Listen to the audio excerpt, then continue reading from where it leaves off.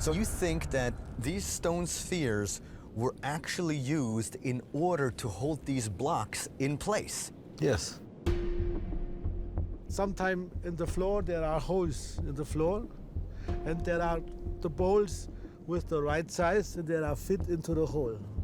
Right. And then we have the half hole here, half hole here, and we put it together.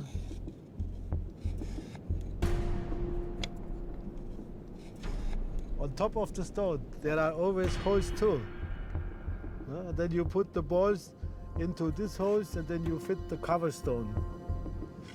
And there it fits. Okay, so it keeps. This cannot fall down anymore. So the giants did mean, with this type of construction, they made the building for eternity. But I think this is great. I mean, this would explain the idea what these stones were, or these spheres were used for. This actually is a very ingenious solution to an enigma. Just as some modern skyscrapers are built on rolling bases to minimize the impact of earthquakes, Dr. Zeitelmeier believes that the top and bottom of each monolith was designed with a hole carved out containing a limestone sphere.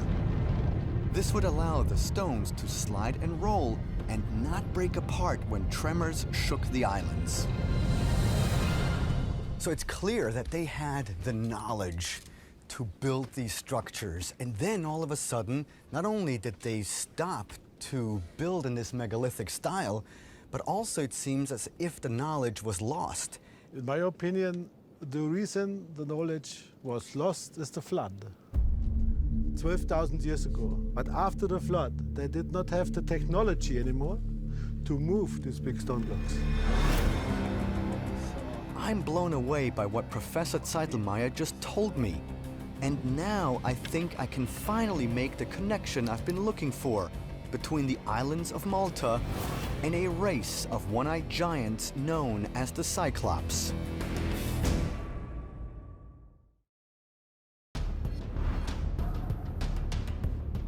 During my visit to the Temple of Gigantea on Gozo, Professor Hubert Zeitelmeier proposed that the early inhabitants of Malta were wiped out by the Great Flood, the same flood that is described in the Old Testament.